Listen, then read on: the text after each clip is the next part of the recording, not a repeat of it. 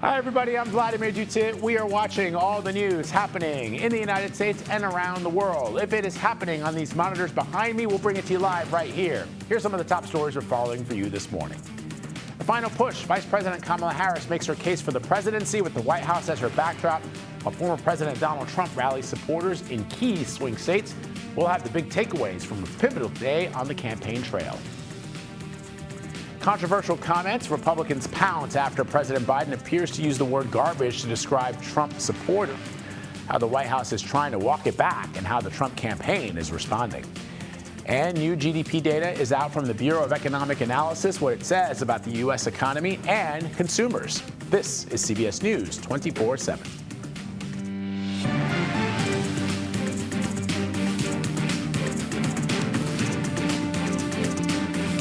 All right, just 6 days until Election Day, and Vice President Kamala Harris and former President Donald Trump are stumping in some key battleground states. Both candidates will be making stops in North Carolina and Wisconsin today. Harris is also headed to Pennsylvania for a rally at the state capitol. More than 53 million Americans have already cast their votes, and more than 27 million of those were in-person early votes. Harris spoke directly to future voters from Washington yesterday and promised unity and bipartisanship under her administration. I am looking to make progress. I pledge to listen to experts, to those who will be impacted by the decisions I make, and to people who disagree with me. Unlike Donald Trump, I want to bring in CBS News political director Fin Gomez, who was there last night in front of the White House, or with the White House as the backdrop, as the vice president delivered her final message to potential voters. So, Finny, among those very strong sentiments, she had warnings about Donald Trump stepping into office. But I thought one of the key moments, Fin, in her speech was when she pointed the juxtaposition of the way that she would treat people that disagree with her. She said the former president has threatened to jail folks who disagree with him, and she said that she would give them a seat at the table. Yeah, I think that was a really strong point last night there at that rally. There was an estimation that was as large as maybe 75,000 people. It was a large crowd, Vlad, it really was. And it was intended to be this driving last closing argument message of her campaign, which is, as you mentioned, 6 days away until Election Day. I think that it was notable, what you just referenced, Vlad. There was this line that she said, on day one, I'm going to bring my to-do list. On day one, Donald Trump's going to bring his enemies list. And I think that really encapsulated like the overall sentiment and tenor of that speech last night. It was offering a big contrast between what she will offer, she says, as president, in contrast to Donald Trump. And instead of offering a more hopeful, optimistic approach to one filled with dark rhetoric. And I think that was her intended point to make. And also just a reminder, Vlad, it was done where, that same location on January 6, 2021, where former President Trump held that Stop the Steal rally. Of course, that was then followed by the attack on the Capitol. As you know, Fin, earlier on CBS Mornings, we spoke with Democratic Vice Presidential nominee Governor Tim Walz. I want to play a bit of what he had to say. You saw a presidential speech last night at the Ellipse that is the best of America, one that's talking about unifying us, one that's talking about bringing folks to the table, one that the American tradition of disagreeing and debating, but still doing it in a respectful manner. And I think there's the frustration we've seen since January 6th, the frustration with Donald Trump's rhetoric of division. It does fire passions. Yeah, the rhetoric of division, Fin, let's just talk a little bit about that. The former president was asked yesterday in an interview about the comments that were made at his rally in New York City at Madison Square Garden over the weekend, where one of the speakers in support of his campaign called the island of Puerto Rico garbage, and thus, by extension, Puerto Ricans garbage. The president, again, not apologizing for it. He said it was a night of love, if I'm paraphrasing there. He said it was a night of love. Fest. Love fest. What's the takeaway there? No, I think it's sort of the SOP that we've been seeing from former President Trump. And look, Vlad, I've been covering him since 2015. Actually, the first rally I covered of his was in 2011 in West Palm Beach. And this is something that you see. It's the SOP from Donald Trump. There's no apology, right? There's never, I think the closest thing we saw to apology was that night when I spoke to a senior advisor on the campaign who says that the message from that comedian did not align with what the president believes or former president believes. So, but it's also like this has been picking up speed. It has for the last few days. And again, going back to where it has an impact, it could have an impact in that in crucial electorate in the battleground state of Pennsylvania, the Latino corridor just north of Philadelphia that encompasses Bethlehem, Allentown, and some other other parts of the state that make up the majority of Latino voters in that state. And this, the Harris campaign believes that this could be something that can move the dial, that can mobilize Latino voters and black voters, and can also have an impact, Vlad, in places like Nevada and Arizona, where there's a large percentage of Latino voters, Vlad. Finn, before I let you go, we got to talk about President Biden. We should be talking about this message that the vice president delivered yesterday, but the president of the United States, Joe Biden, stepped into it again yesterday when he seemed, in the choice of words that he used to describe those comments at Madison Square Garden, to be calling supporters of the former president garbage. Now, the White House has walked that back. Tell me what the White House is saying now, what the Biden administration is saying to rectify what I'm sure the vice president does not want to be talking about this morning. Well, that's absolutely right, Vlad. And I obtained that video last night that had the president's remarks saying that essentially it did sound like he was referring to former President Trump's supporters as garbage. But and it has echoes of 2016, that whole, the deplorable line from Hillary Clinton then. There are some contrasts to then. However, Vlad, the President Biden is not the nominee. That's Vice President Harris. And yeah, the White House has tried to clean it up, saying it was it was an apostrophe, that he was talking more about the hateful rhetoric from the rally. However, it is having an impact. There is some frustration from Harris campaign officials that I spoke to this morning. One of them said it was dumb that he said this, and another one said it was just distracting at a time when the vice president's making her closing argument. So we'll see how it plays out. But again, the other aspect of it is it takes away from the headlines out of the Madison Square Garden rally with that racist and hateful rhetoric that did emanate from that rally just a couple of days ago. All right, Finn Gomez breaking it down for us as always. Thanks, Finn. Appreciate it. Thanks, Vlad. All right. And former President Trump continues to set himself apart from the vice president. He shared his vision for the country yesterday during a rally in Pennsylvania. Listen. Our country will be bigger, better, bolder, richer, safer, and stronger than ever before. This election is a choice between whether we will have 4 more years of gross incompetence and failure. CBS News political correspondent Caitlin Huey-Burns is live right now, joining us from Allentown, Pennsylvania. So Caitlin, let's talk about those offensive jokes that were made about Puerto Rican and Puerto Ricans at his weekend rally. He seems like he's attempting to change the narrative, because he was in a majority Latino town, Allentown, yesterday.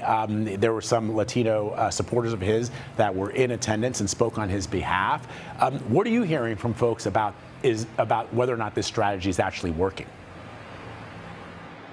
Well, Vlad, I think the best way to assess the fallout of this is to talk to voters, and that's what we did yesterday. And notably, we spoke to one Puerto Rican voter who lives here in Allentown, who said that she was actually leaning towards Trump originally. She was actually inclined to his message on immigration policy.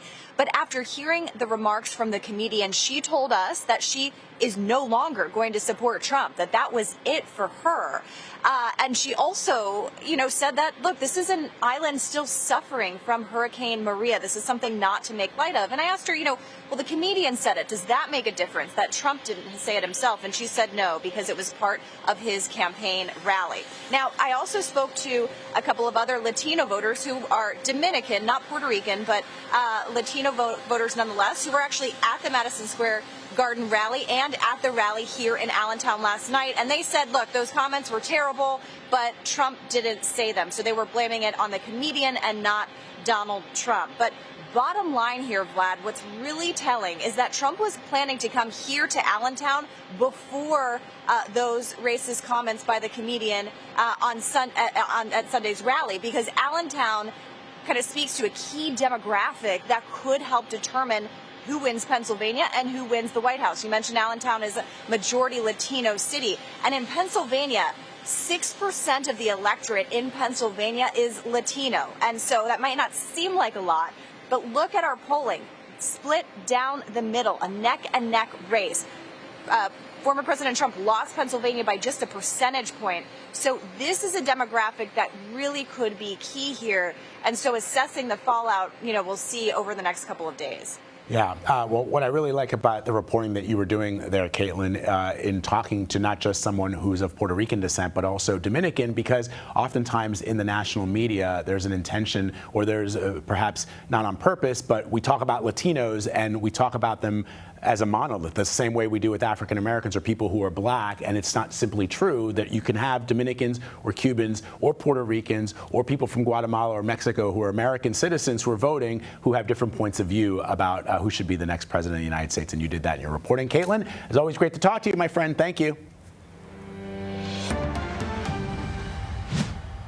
All right, we want to take you now to Georgia, where the Secretary of State there, Brad Raffensperger, is holding a news conference in Atlanta on voting. Over 3 million people have already cast their ballots in Georgia, which is a new record. Let's listen.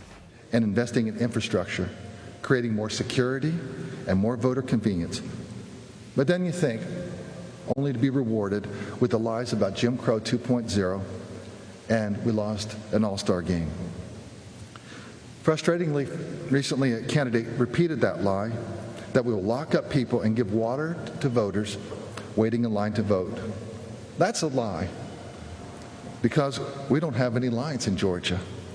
It's just cheap politics. Now, there are some reports of voters waiting in line for more than 30 minutes at a few popular voting locations. But during early voting, you can vote in any of your county precincts that are open on early voting. On day 2, Trish and I, we went to a North Fulton library. We looked at the line. It looked like a 30-minute line, but actually I think it's probably a 20-minute line, because we've done such a great job with our electronic poll pads of moving people through the lines. So what we did is we went to another library, voted in 7 minutes, and that's what you can do, in and out the door, and it's quick. So what we're seeing right now is statewide, you have to wait for as much as 3 minutes to check in to vote. For me, it was under a minute. No special treatment. That's what they're running through at that precinct. But also that's what they're running through in Paulding, where I was at yesterday, Coweta, and the day before in Jones County. People are moving through those lines very quickly. And I'm just so proud of the work that our counties have done, and so proud of my election team and what they've done. And nobody's getting put in jail. Nobody's getting arrested because there are no more lines. I made sure that one of the things that we put into state law was that lines on Election Day have to be shorter than 1 hour. And we've also then just didn't put it into state law. We actually worked with the counties, giving them some metrics. This is how many voters you have. This is how many voting machines you have. And then you're going to get, graded on that: green light, yellow light, and also red light. We worked with the counties, and the counties have done a great job. In 2022, the average wait time was 2 minutes. 2022, the fall of 2020, when we started monitoring this, it was 3 minutes. And we'll see what it is next week, but we know that we're going to work on making sure that lines stay under 1 hour. Yes, there'll be maybe a few precincts that'll be 50 minutes at those little moments, but it's really important because we think the voters should always come first. All right, you've been listening to the Secretary of State of Georgia, Brad Raffensperger, talking about election security. We want to pivot now and bring you some live remarks from Vice President Harris. Let's listen. That I do is about representing all the people, whether they support me or not. And as President of the United States, I will be a president for all Americans, whether you vote for me or not. That is my responsibility, and that's the kind of work that I've done my entire career, and I take it very seriously. Have you spoken to him about his comments and his intentions? He did call me last night, but this didn't come up. Are you concerned about what impact this may have on voters, on the divisiveness of the election, and whether or not it's going to dissuade some people from supporting you because of your affiliation with the President and this administration? I've been very clear with the American public. I respect the challenges that people face, I respect the fact that we all have so much more in common than what separates us, and that most people want a president that understands that gets that, and approaches their role of leadership that way. I've been very clear from my earliest years as a prosecutor. I never asked anyone, are they a Democrat or Republican? The only thing I ask folks is, are you okay? And that's the kind of president I will be. And what did you talk about with the president? Madam Vice President, on a separate subject, last night you mentioned removing people in the country who are here illegally. What do you mean? That's an immigration statement, obviously. Were you referring to people who have come here before illegally, or can you expand on what you meant by that comment? What I intend to do on the issue of immigration, as I said last night and have said continuously, is we need to fix our broken immigration system in a number of ways. We need to strengthen the border and put more resources at the border, which is why I support the bipartisan bill that Donald Trump killed that would have otherwise put 1,500 more border agents at the border, put more resources into prosecuting transnational crime, and would very importantly put more resources into stemming the flow of fentanyl, which is killing people around the country. And when I am elected president, I will bring that bill back and I will sign it into law. I also have done the work and in my policy going forward will strengthen what we need to do to deal with, for example, illegal entries between ports of entry. That is something that we need to tighten up. I will do the work also about ensuring that we pass comprehensive immigration reform in a way that we allow hardworking people who have earned citizenship a path to actually be able to gain citizenship because they have earned it. And that includes everyone from our farm workers to dreamers. And just to follow up on that, do you sympathise if any voters do feel Once again? Do you sympathise with any voters who do feel offended by or insulted by the garbage comments? I am running for president of the United States. I will be traveling to 3 states today to do what I have been doing throughout, which is talking with the American people about the fact that, first of all, I get it in terms of the concerns they have about challenges like the price of groceries. Second, my highest priority is to address that and to lift them up around their ambitions, their aspirations, and their dreams, which is why I have a very specific and detailed plan about strengthening our economy.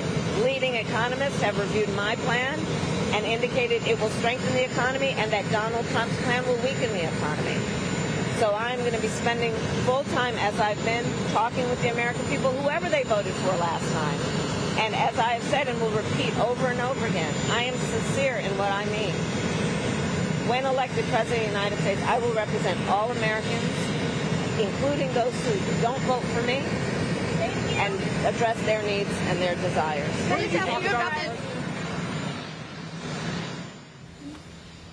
All right, you just heard there from the Vice President of the United States talking about what she hopes and plans to do should she be elected President of the United States. She was asked about the comment that the current President, Joe Biden, made when he appeared to call supporters of Donald Trump garbage. She, again, reiterated that she understands the frustration that people feel, those folks who presumably are leaning towards voting for former President Trump, and that she is intending to unify the country, and that she's sincere in her effort to do so, to bring those who have opposing views to give them a seat at the table. She's traveling to a couple of battleground states today, and in the next couple of days, of course, we'll keep tracking her movements as well as the former president and bring you news as warranted. Meanwhile, be sure to stay with CBS News for all-day coverage on Election Day. We'll have reports from our election headquarters in New York and from our team spread out across the country. And remember, special coverage starts at 4 p.m. Eastern right here on CBS News 24/7. Multiple wildfires are raging throughout the state of Oklahoma. Check out this video from Payne County. Dry conditions and strong winds have helped fuel the flames. The National Weather Service issued a red flag warning for multiple counties in the northeast part of the state. They also warn of the potential of more fires in the western part of the state today. So let's bring in CBS News New York meteorologist Tony Sadiku with the first look at the national forecast. Hey, Tony. Hey, good morning there, Vlad. So thankfully, they're going to get some beneficial rain here over the next couple of days. The issue is the severe weather, which they do not need. A lot of heat's been fueling the fires. It's also been near records for parts of the Midwest as well, like Minnesota, Minneapolis, you broke a record, Chicago tied a record. But it's that warmth, the heat and humidity that you'll feel today that's going to cause the catalyst for some damaging weather later on today as a potent cold front moves through. So we got the biggest severe risk that we've had in weeks for parts of the plains. All modes of severe damaging winds, a tornado threat, and a wind threat. I want to show you quickly the damaging threat that's highlighted from Kansas City to Wichita down towards like Tulsa, Oklahoma. These are the type of winds that could be near 60 miles per hour, knock down trees, power lines. Of course, we'll be watching for the potential for rotating storms, as well as the large hail threat, too, that extends from Wisconsin down towards Texas. A lot of this flat moves in late tonight, overnight, so it is a more potent threat because of the nocturnal threat. So a reminder for folks to have multiple ways of getting alert as this threat moves through. All right, Tony, thank you very much, my friend. Talk to you later. We have some fresh economic data this morning. Up next, the chair of the U.S. Council of Economic Advisors, Jared Bernstein, will join us to discuss the third quarter GDP data and the state of the economy. You're streaming CBS News 24/7.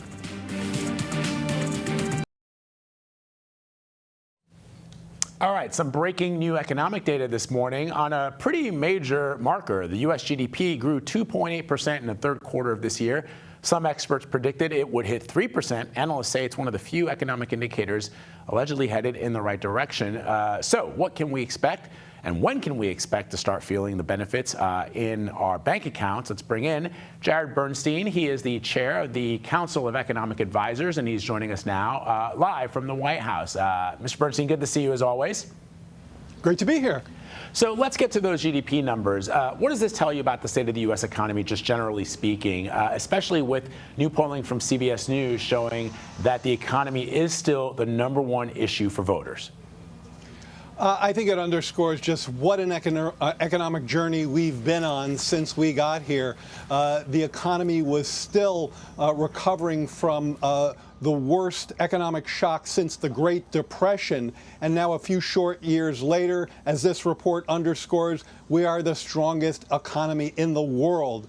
By the way, this is not the only indicator that's pointing in the right direction. Unemployment rate remains at an average 50-year low, 16 million jobs since this president got here. Inflation in this report coming in 1.5% for the PCE price index. So we have a lot of things moving in the right direction. That said, and your comment certainly underscores this, we've got more work to do. There's never a victory lap based on any report, any monthly or quarterly report.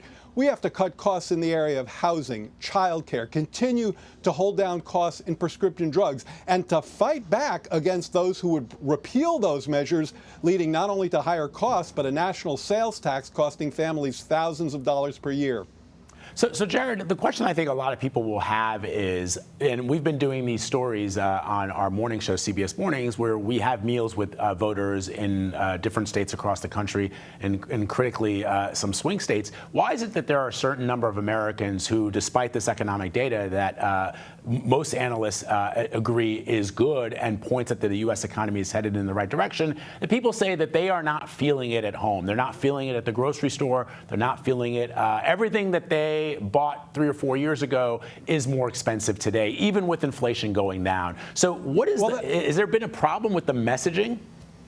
No, I mean, I think you said it where your comments just landed, which is there are too many prices that are still too high. All right, so our cost-cutting agenda is as important as ever. At the same time, we would be remiss, and I certainly would be, if the chair of the Council of Economic Advisors, not to look at, point out, and analyze the economic foundation upon which our cost-cutting agenda, our housing policies, our child care policies, to make those two currently unaffordable parts of life much more affordable for more people. Cutting prescription drug costs, making sure that these measures that are in place remain in place against Republican attacks that would repeal them. At the same time, we shouldn't forget that just this, I think it was just this week, we saw an upward spike in consumer confidence that was the largest one-month jump since March of 21, so 3.5 years ago.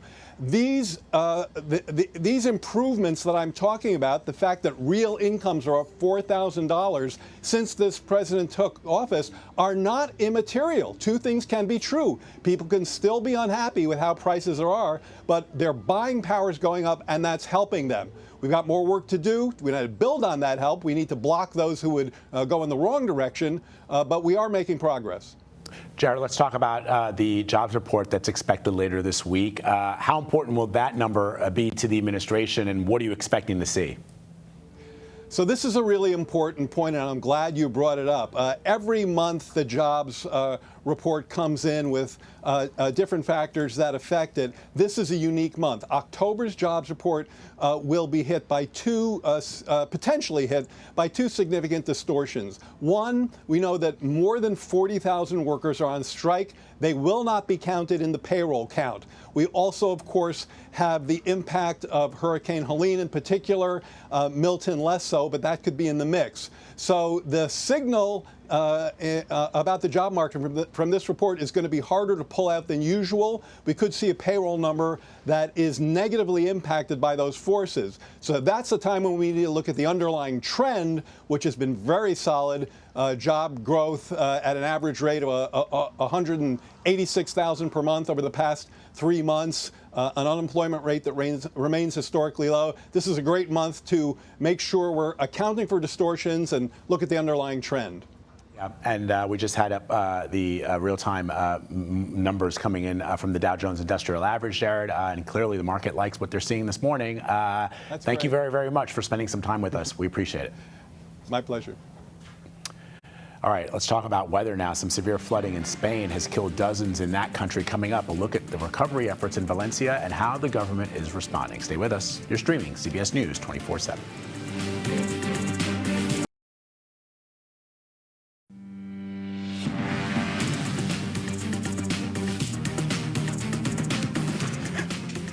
Welcome back to CBS News 24/7. Here's a look at some of the top stories we're following for you this morning. The teenager accused of killing 3 children at a Taylor Swift dance class in England is now facing terror-related charges. You may remember this terrible, tragic story. Police say the suspect went on a stabbing spree at that class. He injured more than a dozen people. He is now accused of producing a deadly poison and also possessing an Al-Qaeda manual. His next court hearing is set for November 13th. Gunshots rang out in Atlanta yesterday after a man barricaded himself inside a condo at a Four Seasons hotel. He fired at least 15 shots through his walls, door, and off his balcony. Authorities say 70-year-old Jay Stevens Berger surrendered after an hours-long stand with police. Atlanta's mayor described it as a mental health emergency. One officer sustained non-life-threatening injuries in the incident. The man convicted of breaking into Nancy Pelosi's house and hitting her husband with a hammer will spend the rest of his life in prison. David DePape was sentenced to life without parole yesterday, 2 years after the attack at the former House Speaker's home in San Francisco. She was in Washington at the time. Yesterday in court, DePape gave a rambling statement about conspiracy theories. He'd already been sentenced earlier to 30 years in prison on federal charges. Regardless of who wins the White House next, the president is going to need some help from Congress to get most things done. That's how it works in our democracy. Republicans hold a narrow majority in the House, meaning a small number of races will determine who controls the lower chamber. Meanwhile, in the Senate, Democrats have a majority, but Republicans could retake control by gaining just 1 or 2 seats. So for more on this, let's bring in congressional correspondent Scott McFarland, who's here in the studio with us once again. Good to see you, my friend. Right back at you. All right, so let's first talk about the focus of the race in the next couple of days. We were talking earlier to Finn Gomez, and I'm sure that the vice president wanted to be talking about that speech she delivered yesterday in front of the White House. The White House is a backdrop, but we're talking about the comments the current president made. So now what do you think that they're doing to just get voters, at least from the Harris standpoint, back on track? Well, first of all, be clear, both parties are trying to capitalize on what the other ones said over the past 72 hours. Democratic campaign strategists have been amplifying that Madison Square Garden event and that awful joke about Puerto Rican Americans. And they've been doing that at the granular level, trying to win some of these U.S. House races and Senate races down ballot. Similarly, as we came on the air, Republican campaign strategists have been pushing out the Biden statement from last night in those down ballot races. They think this is the type of thing that can impact the coin before it hits the table and flips up heads or flips up tails.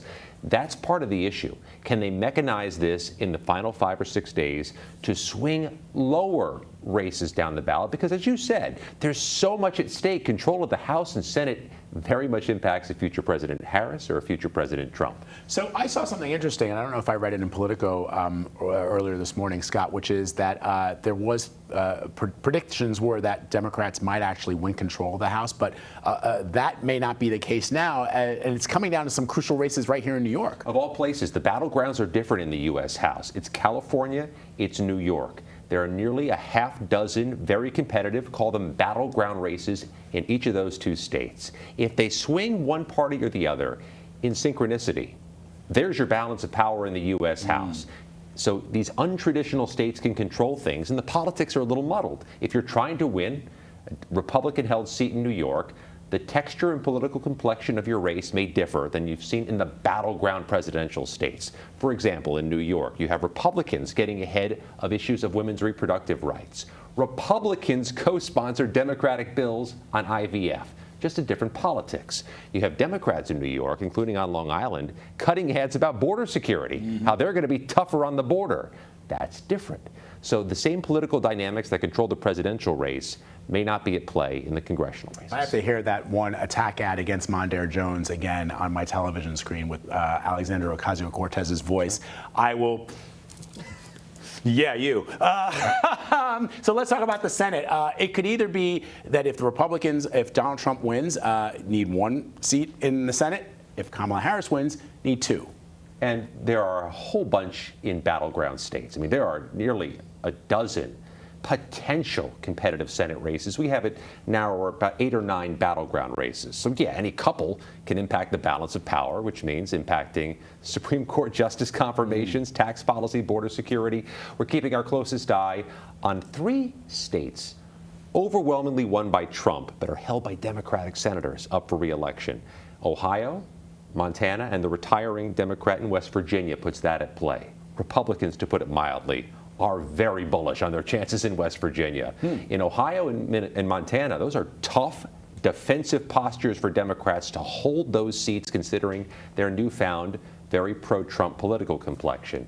A lot of money's gone into that, as you'd imagine, but it gives Democrats just zero margin for error, because a Trump win means they can only lose one, and West Virginia is already very tenuous. Let me ask you a quick question before you wrap it up, Scott. Mitch McConnell, this is it. This is the twilight of his career. You've been covering him pretty much your whole time covering Congress. What do you think his legacy will be? He stays in the Senate, but no longer the Senate leader. And it's going to be difficult to watch the Senate without Mitch McConnell in the front chair in the room, but further toward the back bench. He has any number of legacies, the most recent being his ability to confirm 3 Supreme Court justices under Donald Trump, including one in those final days back in 2020. Not an easy lift. And of course, blocking the 2016 confirmation of Merrick Garland from then President Obama. But that's just the latest of a long storied history. Yeah. Scott McFarlane, always great to have you right here in New York, my friend. Thank you very much. Appreciate it. All right. Be sure to stay with CBS News for all-day coverage. On Election Day, we'll have live reports from our election headquarters in New York and from our team spread out across the country. And remember, special coverage starts at 4 p.m. Eastern right here on CBS News 24/7. All right, we told you about this a little earlier. Parts of Spain are recovering today from massive flooding, and the danger may not be over yet. This week's storm is being blamed for at least 60 deaths, and the situation is so dire, some residents needed to be rescued by a bulldozer. Look at those images coming into us right now. Spain's prime minister spoke this morning and told flood victims, quote, "We will not abandon you." CBS News foreign correspondent Chris Livesay is monitoring the situation for us from Rome this morning. So, Chris, we just showed some of that video. The damage is extensive. Also, some incredible rescues. What are you learning? Yeah, some incredible rescues and some terrifying images of those mudslides charged by torrential rain and hail. You know, unfortunately, this kind of imagery is becoming more and more normal here in the Mediterranean. That bulldozer scooping people out of their buildings, bringing them to safety, helicopters plucking people from the water. This is mostly happening in the region and around the city of Valencia in eastern Spain, as well as the southern part of the country. In one town around Valencia called Chiva, it experienced more rainfall than it normally gets in 1 year in just the span of 8 hours. So really seeing some horrific imagery coming out of that. And as you mentioned, just the death toll that continues to climb. You know, when I woke up this morning, it was just a few people who had been reported dead, and just over the span of a few hours, it had jumped to dozens and dozens, and now we have more than 60 people confirmed dead. Chris, let's talk about why the flooding was so bad in Valencia. I mean, it's rare to see images like this coming in. Right. I mean, look, this is the rainy season in Spain.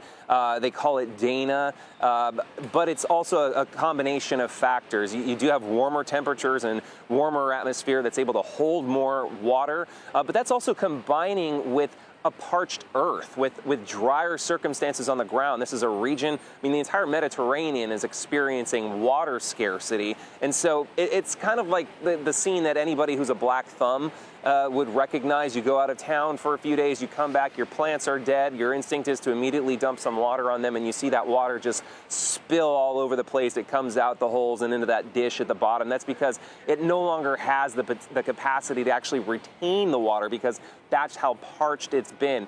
And this is a result of climate change. You're seeing water scarcity, drought in some cases, and then when those torrential floods do come, the earth no longer has the capacity to actually suck up that water, and it just runs rabid.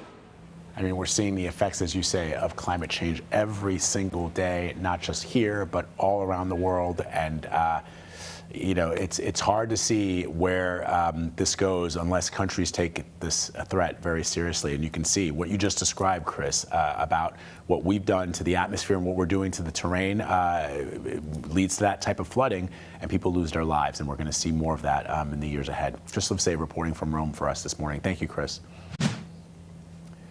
Let's bring back CBS News meteorologist Tony Sadico with another look at the national forecast. Tony, just terrible what's going on there in Spain, and I see that you got Europe right behind you there. What's going on there? Yeah, just incredible images. And you're absolutely right. Events like this becoming more common with our changing climate. I mean, close to a foot of rain in just a matter of hours. Nobody able to retain that much water. Thankfully, things are clearing out, but still, as you can see, raining through parts of Spain.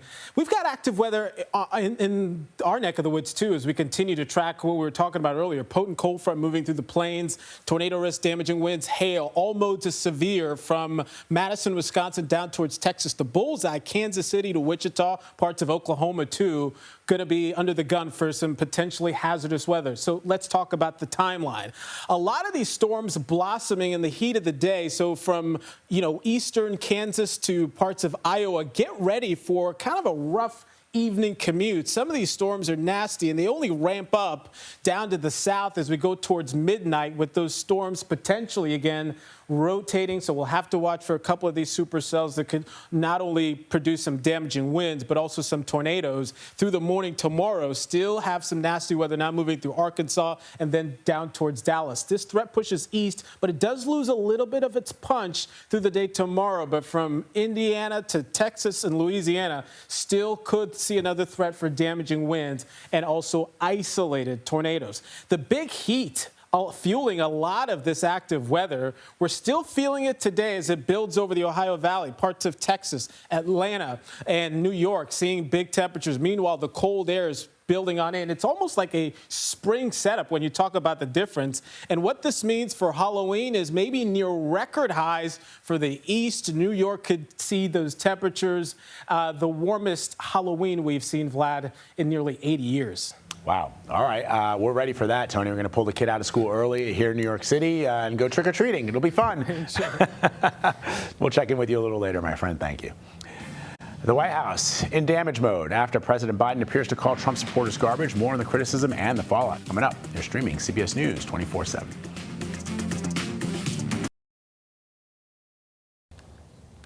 Vice President Harris is now distancing herself from President Biden's comments, responding at the comedian from the Trump rally on Sunday. Here is what the vice president said just a few moments ago.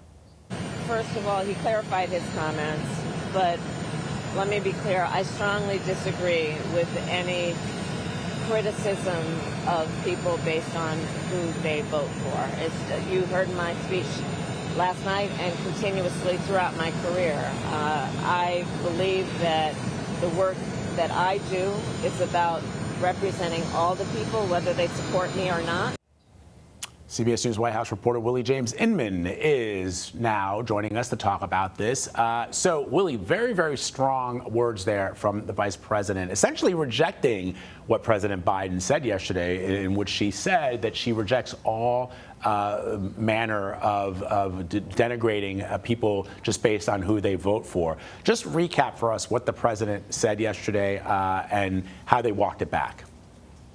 Hey there, Vlad. Good to be with you. That's right. The president was referring to, the White House says at least, he was referring to that comedian, his remarks calling Puerto Rico a floating island of garbage. But if you listen to the president's comments, it's hard to distinguish where the apostrophe goes. And that's according to a White House transcript. I want to just play what the president said last night. And just the other day, a speaker at his rally called Puerto Rico a floating island of garbage. Well, let me tell you something. I don't know the Puerto Rican that I know, or Puerto Rico, where I'm in my home state of Delaware. They're good, decent, honorable people. The only garbage I see floating out there is his supporters. His demonization of things is unconscionable, and it's un-American.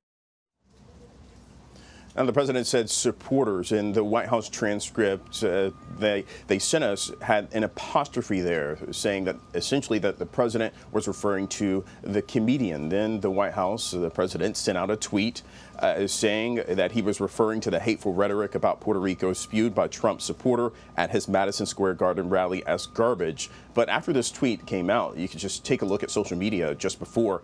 It had already done all the damage that it needed to. The former president's campaign capitalized on this. Marco Rubio, senator, was campaigning with former President Donald Trump and started talking about this. Also, the former president started fundraising off of this as well, essentially pointing out President Biden's comments saying that Kamala's boss, in his statement, he said, Kamala's boss, Joe Biden, just called all my supporters garbage. And he said, it's Trump. You are amazing. Trying to fundraise and capitalize off of this. So a lot of damage already done. But the vice president today, in her brief comments, seemingly distancing herself, I should say, from President Biden.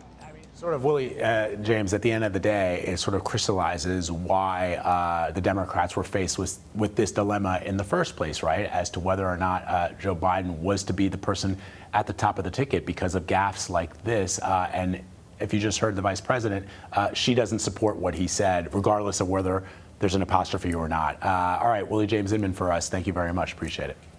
You bet. The Dodgers may have lost Game 4 last night, but there are millions of Shohei Ohtani fans in Japan that are staying tuned into the series. After the break, how the superstar is inspiring the next generation of Japanese players. You're streaming CBS News 24/7. The Yankees have forced a Game 5 in the World Series after last night's 11-4 win over the Dodgers. So that means Shohei Ohtani will have to continue to wait for his shot at a World Series ring. He is drawing millions of viewers, though, in his native Japan who are closely watching the series. Our Ella Barnett spoke with Tokyo Broadcasting System correspondent Haruo Miyamoto about why so many people in Japan have been tuning in to watch the Dodgers superstar. Maybe you're wondering, why is this guy so famous or so popular? So the key to understanding why he's so beloved in Japan could be seen in yesterday's game. Despite injuries on his shoulder, Ohtani decided to go on and play in the field. Not only did he play in the field, but he even tried to steal the base. His spirit, his selfless dedication to the team really resonates with many people in Japan. In Japanese culture, where hard work is considered a virtue, seeing Ohtani push through very hard and give his all to the team is incredibly inspiring to all of us. All right, let's bring in CBS News New York meteorologist Tony Sadiku with our last look at the national forecast. Tony. Hey there, Vlad. Got a nice night for baseball here in the Bronx. We got big warmth in New York. It almost feels like Southern California weather tonight. Partly cloudy skies, numbers in the 60s. It's mild. It's a south wind, so it's blowing towards left field. Mild, and if there is a Game 6, Vlad, it looks like those numbers will get even warmer, low 70s. Nice night for some baseball, and yeah, hopefully we keep playing a little more baseball in the days ahead. All right, Tony Sadiku for us. Thank you, Tony. Appreciate it. That does it for me, but stay right where you are. After the break, Elizabeth Cook is live from San Francisco with all the breaking news coast to coast. This is CBS News 24/7.